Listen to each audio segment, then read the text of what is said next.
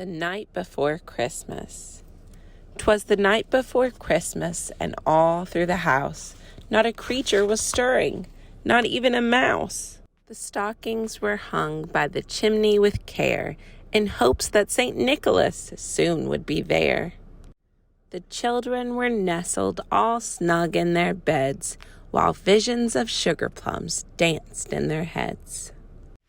And Mama in her kerchief and I in my cap had just settled our brains for a long winter's nap. When out on the lawn there rose such a clatter, I sprang from my bed to see what was the matter. Away to the window I flew like a flash, tore open the shutters and threw up the sash.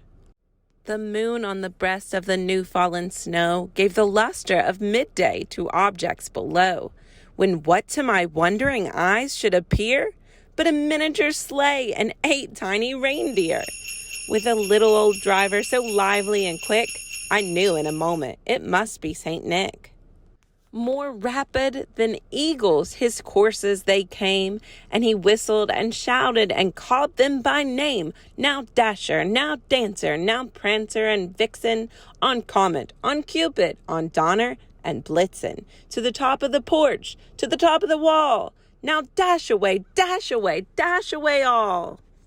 As dry leaves that before the wild hurricane fly, when they meet with an obstacle, mount to the sky, so up to the housetop the courses they flew, with a sleigh full of toys and St. Nicholas too.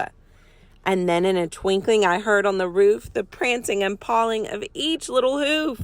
As I drew in my head and was turning around, down the chimney St. Nicholas came with a bound. He was dressed all in fur from his head to his foot, and his clothes were all tarnished with ashes and soot. A bundle of toys he had flung on his back, and he looked like a peddler just opening his pack. His eyes, how they twinkled, his dimples, how merry. His cheeks were like roses, his nose like a cherry. His droll little mouth was drawn up like a bow, and the beard on his chin was as white as the snow.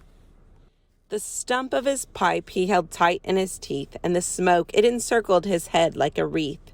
He had a broad face and a little round belly that shook when he laughed like a bowl full of jelly. He was chubby and plump, a right jolly old elf, and I laughed when I saw him in spite of myself. A wink of his eye and a twist of his head soon gave me to know I had nothing to dread. He spoke not a word, but went straight to his work, and filled all the stockings, then turned with a jerk. And laying a finger aside of his nose, giving a nod up the chimney he rose. He sprang to his sleigh, to his team gave a whistle, and away they all flew, like the down of a thistle. But I heard him exclaim ere he drove out of sight, "Merry Christmas to all, and to all a good night."